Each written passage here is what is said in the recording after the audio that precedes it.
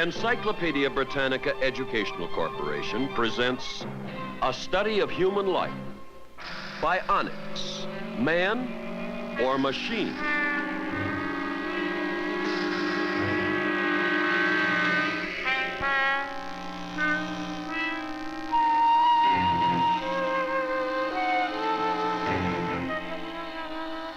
For more than 200 years, people have been terrified and fascinated by the fictional story of Dr. Frankenstein, a scientist who discovers the secret of creating human life.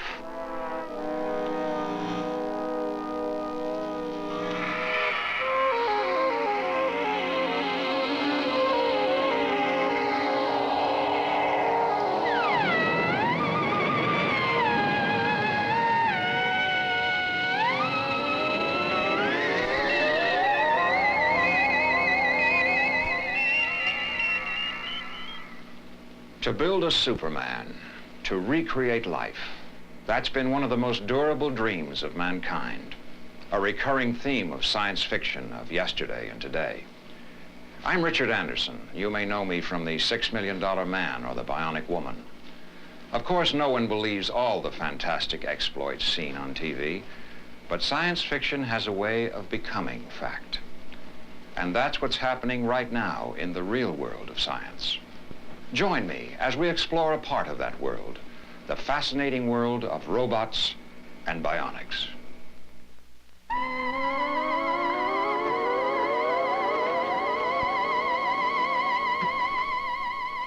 In the fantasy realm of Hollywood films, scientists have already mastered the technique of producing machines perfectly engineered to take the place of human beings.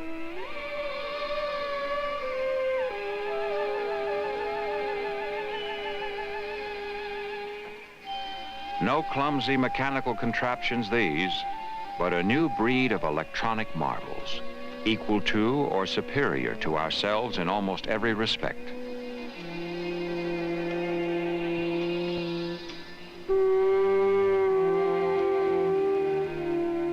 Machines, built to replace humans. Sounds far-fetched, doesn't it? But face it, we're far from perfect. Our parts wear out, our organs, our limbs grow weak. And if we lose them, we can't replace them. Or can we? Today, medical scientists and engineers are finding ways to do just that, creating man-made substitutes for living biological systems. They call the new field bionics, the science that copies nature. But bionics may really be the oldest science of all.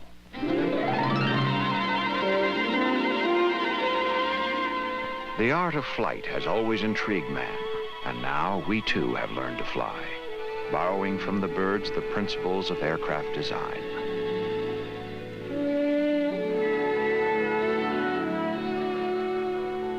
Nature, after all, is a vast storehouse of successful inventions. Inventions like jet propulsion, an idea we picked up from the squid and octopus.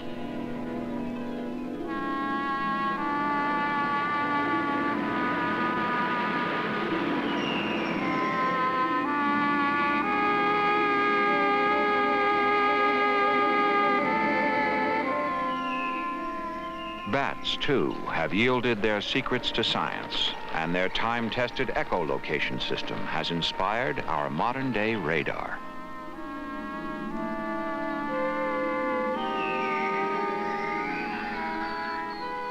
A similar form of echolocation helps whales to find their way, just as sonar permits ships to search for objects beneath the surface of the sea.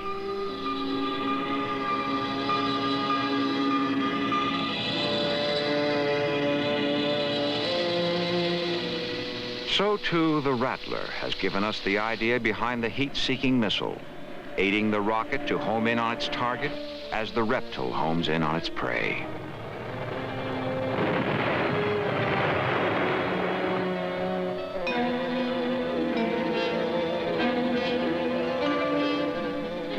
Though science has achieved a great deal in copying the designs of nature, can we ever hope to duplicate the marvelous machinery of the human body?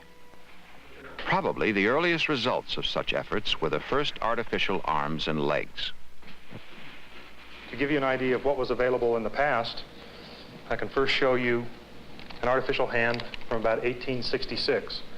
And you can see that artificial limbs in that period were not very cosmetic. They have no movable joints, but they do have a number of fixtures which can be used to manipulate objects and allow the amputee to eat food. In about the 1950s, the first cable-operated artificial limbs came on the scene, and you can see they're considerably more cosmetic. This one has a number of movable joints, and it can be powered by the amputee through the use of cables which he pulls on by manipulating various portions of his body. The cable-operated artificial arm is a crude form of a bionic limb, designed to do at least some of the work of the normal arm.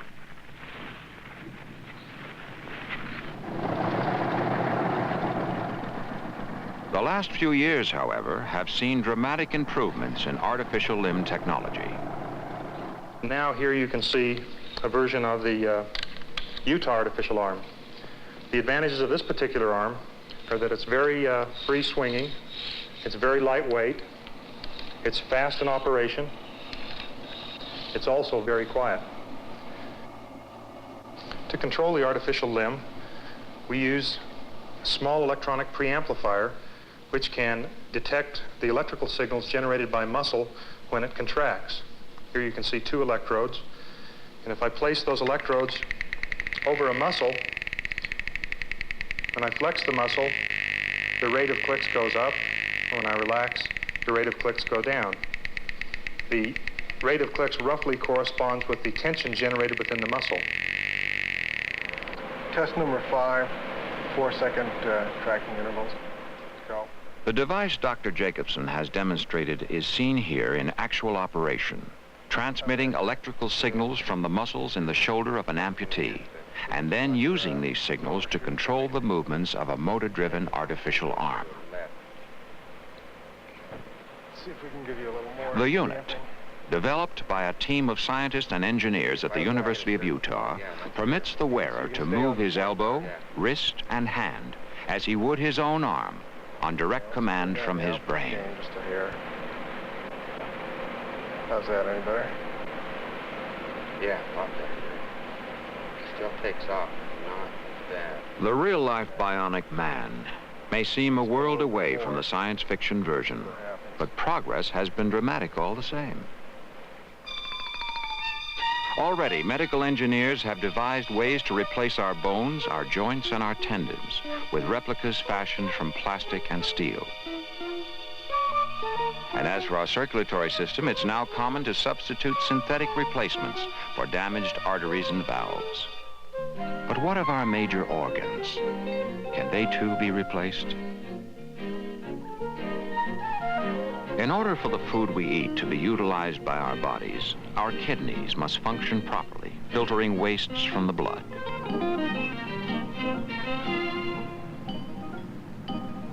For years now, elaborate machinery has been used to take over the task when our kidneys fail, machinery that must be operated in a hospital.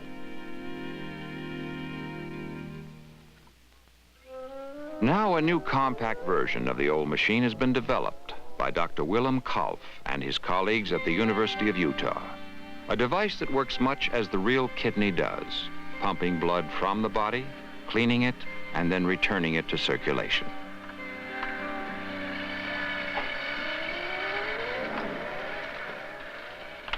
Because the new unit is portable, many victims of kidney damage may gain a new lease on life, enjoying a degree of freedom never before dreamed possible.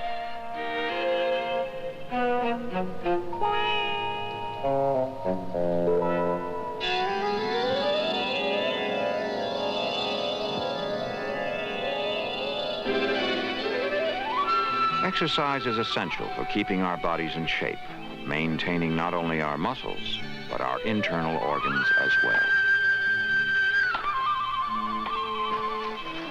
The heart, especially, is vulnerable to failure. Though heart replacement is rare today, one day it could be a common occurrence.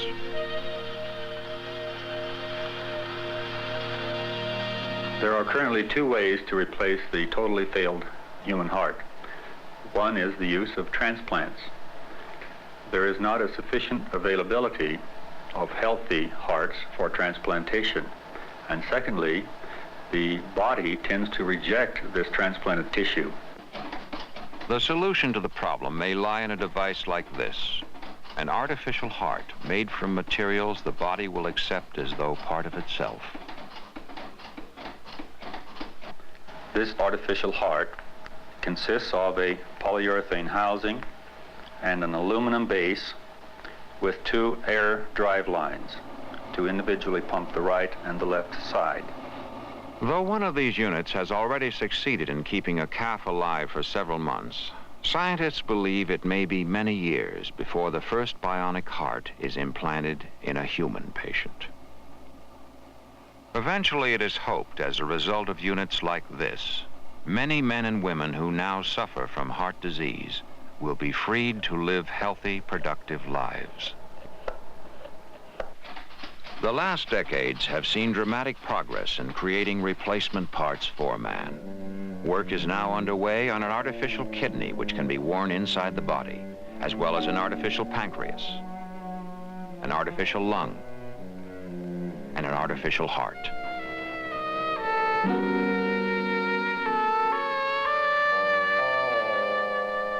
Our sense organs, too, are susceptible to failure. But one day, techniques now in development for directly stimulating the brain may permit the blind to see and the deaf to hear.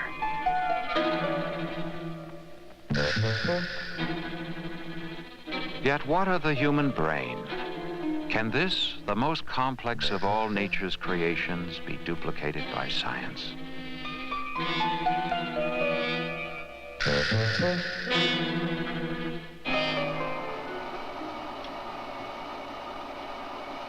We have indeed come a long way toward building the bionic man.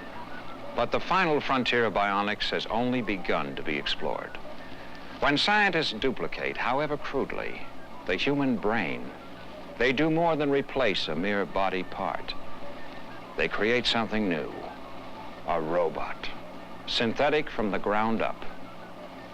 And yet, there is a danger here. For will the devices we create to serve our needs prove to be the allies or the masters of man?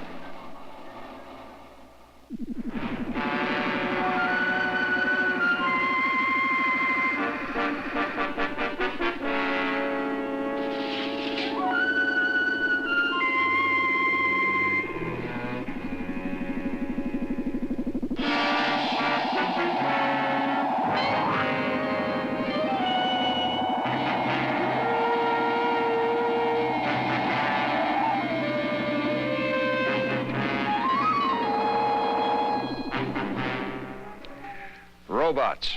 We've seen them for years in films and on TV. But now we must begin to take them seriously because, for better or worse, the age of the robot is here, and our world will never be the same. The robot, a machine able to make decisions for itself, is only the modern extension of a trend that began a very long time ago, when one of our ancestors first picked up a club. It's probable that the first humans came into the world well aware of their own shortcomings. To ease the burden of their lives, they created tools. Tools to protect them and to feed them. Suddenly, it seemed, inventions of every kind were introduced to extend man's natural abilities to allow him to perform feats never before dreamed possible. The attempt to conquer nature was marked by many triumphs and a few spectacular flops. But the trend continued toward better and better tools, as gradually machines began to take on more and more of the difficult, monotonous work, chores normally performed by humans.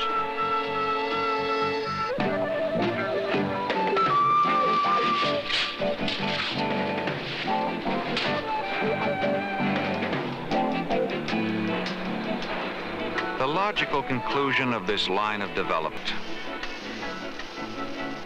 the Unimate, at At work here in an auto assembly plant is a computerized machine that can be trained to perform over 1,000 complicated tasks over and over, week by week, without so much as a day of vacation or even a coffee break.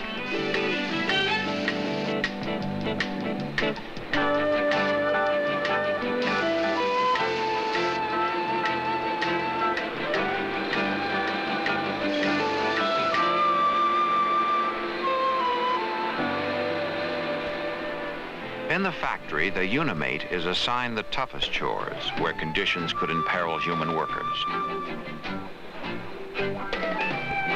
But a true robot does not merely follow instructions. It makes decisions for itself. Real robots always look a lot different from fictional robots, and many people find that very disappointing. One of the appeals of fictional robots is that they look a lot like people, and in the stories often replace people. But a real robot is designed for some special purpose, and the form it takes has to be suited to that purpose. This is a real robot, a machine that thinks for itself and then acts upon its decisions. Complete with television eyes and a computer for a brain, the robot is programmed to explore an unknown environment, studying the features it finds, and then reporting in detail on all it sees.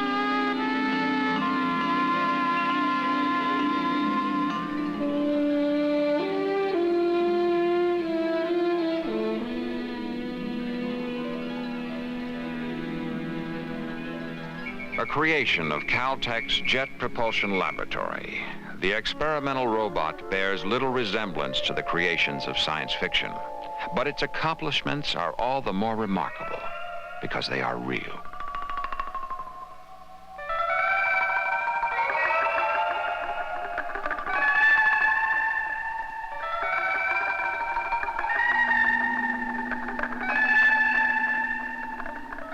When the robot finds an object that captures its interest, it examines it carefully, measuring its external features, and then, if it chooses to keep it, it collects it for future study.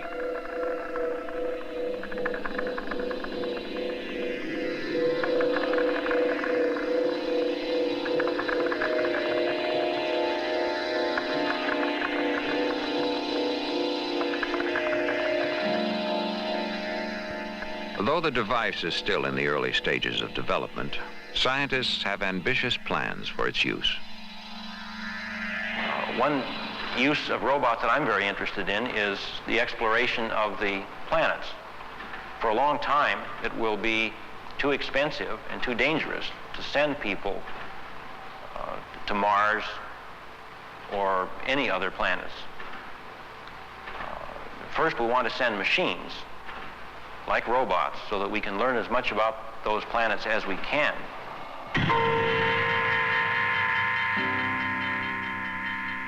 If all goes as planned, a descendant of the JPL prototype will be assigned the task of exploring the surface of Mars. Moving under its own power, the Martian rover will survey the terrain of the planet much as a human astronaut would, analyzing the details it discovers and collecting samples to bring back to its home base.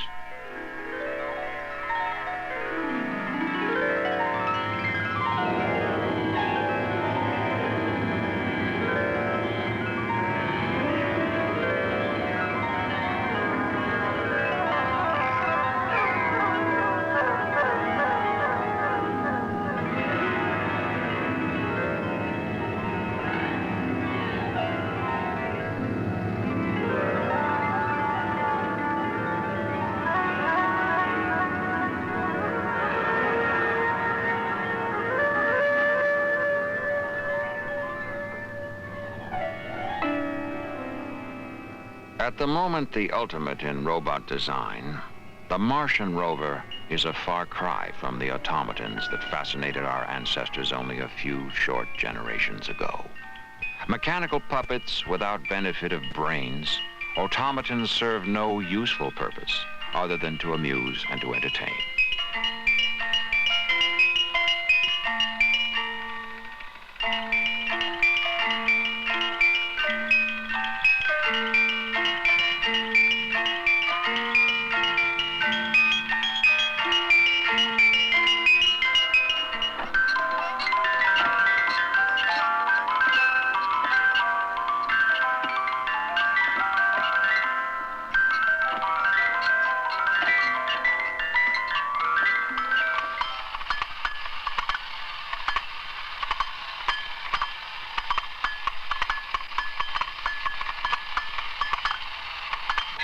Machines have indeed come a long way since their earliest beginnings, and probably no man is more aware of the progress than science fiction writer Ray Bradbury. I'm not afraid of machines. I believe in taking them one at a time as they come on the scene, studying them, finding out how we can use them better. Every time a new machine comes into the world, it brings with it new problems.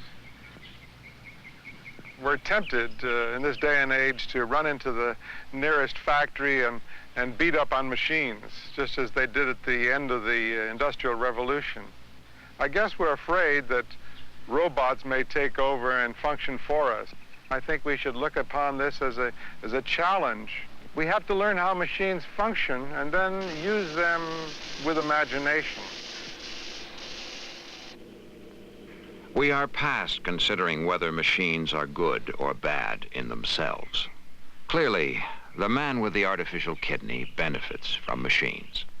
But what of the man who has been replaced by a machine that is competing for his job? What is his view of the future?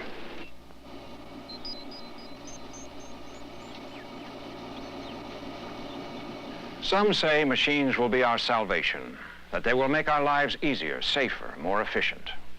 Others say machines will be our downfall, that they will rob us of the rewards of our honest labor and the right to privacy.